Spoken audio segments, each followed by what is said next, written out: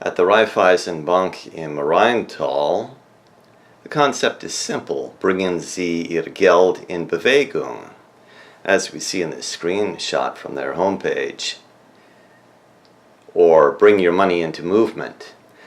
The invitation of Raiffeisenbank im Rheintal is quite simple. In Western Austria, they call themselves Raiffeisenbank im Rheintal EGen, but they also have a subsidiary catering to Italian and Eastern European men of honor who need to move money. It's called Raiffeisenbank International, according to Wikipedia. Note the reference at the bottom there. In this lecture, we rely on the best sources, leading Austrian newspapers, the Austrian government, and even top mafia researchers. This is a completely factual, objective inquiry. Throughout the lecture, we refer to Raiffeisenbank im Rheintal and its subsidiary Raiffeisenbank International, collectively as Raiffeisen. We're just going to see what the sources have to say and let the chips fall where they may. Even if the facts do show that Raiffeisen's invitation to get your money moving has been accepted eagerly by mafia men laundering money from their businesses. Leading researchers and press organs in Austria have been putting out word that the country is in the clutches of the mafia. Is it true? We start out with this simple question: Gerät Österreich in die Fänge der Mafia? The question is posed in the newspaper Der Standard, which is, with its significant media presence in both print and online outlets, perhaps the most modern media group in all of Austria, as we see from their lovely HQ building, the Haus an der Wien. Jürgen Roth is a great mafia researcher, and he says, das Fragezeichen in der Eingangsfrage können Sie getrost durch ein Rufzeichen ersetzen. That is to say that, yes, absolutely, Austria is definitely in the clutches of the mafia. And one of the main reasons for this is that if they need banking services, Raiffeisen is available. In this screenshot from their website, we see, wir sind jederzeit für Sie da, schnell, unbürokratisch und unverbindlich.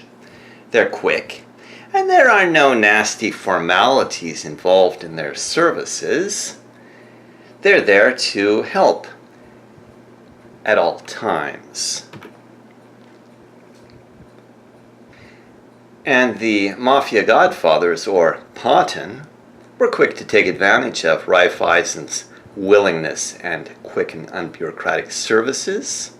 In den Geldwäscheskandal der Telekom Italia waren 14 Auslandsbanken involviert, 12 davon aus Österreich. Because, quite simply, Raiffeisen's reputation in Eastern Europe as a bank with more lenient compliance and a willingness to cut deals made it the go-to lender for numerous oligarchs wishing to move money westward, says the Kiev Post. In fact, in Austria, according to Der Standard, mafia structures go back 40 years. Mafiose Strukturen in Österreich und Deutschland gibt es seit 40 Jahren.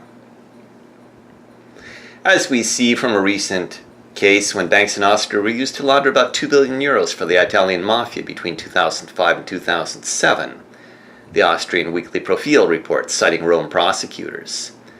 According to prosecution documents, the money was laundered through 14 accounts at Raiffeisen, who has this quick and unbureaucratic service headed up by, among others, Dr. Gernot Erna, Vorstand, Ingo Madlener, and Dr. Wolfgang Zumtobel, who are all quite happy to help their customers from foreign countries.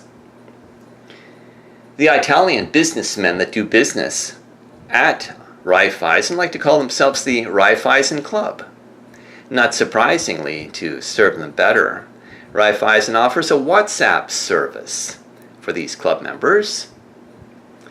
Fortune magazine advises that Facebook's WhatsApp is accused of allowing pedophiles and gangsters to operate beyond the law, which is exactly what happens in Austria with the Raiffeisen Club.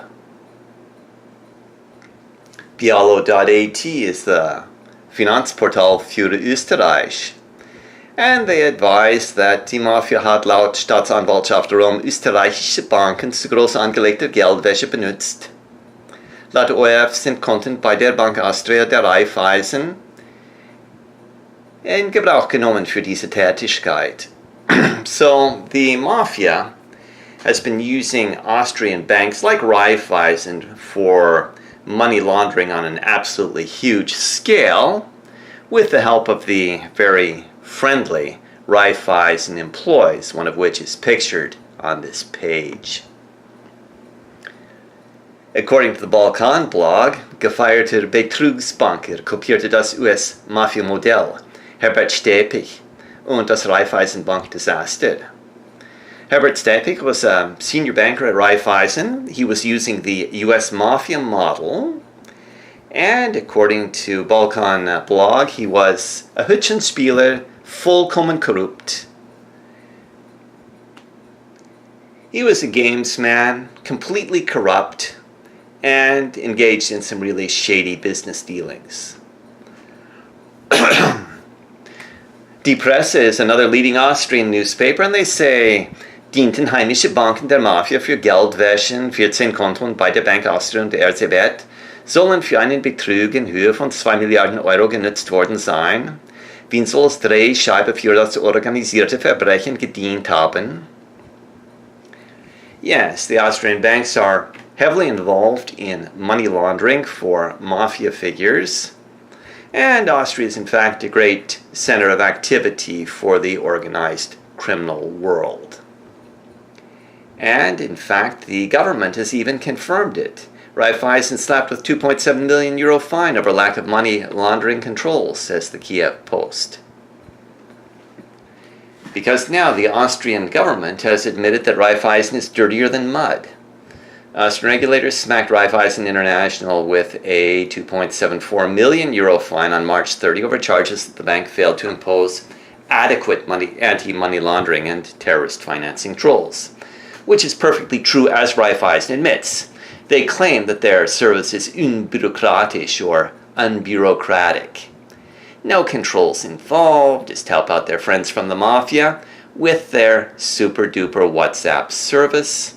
The fine is the biggest in Austrian history and comes nearly 2 years to the day after documents exposed in the April 2016 Panama Papers.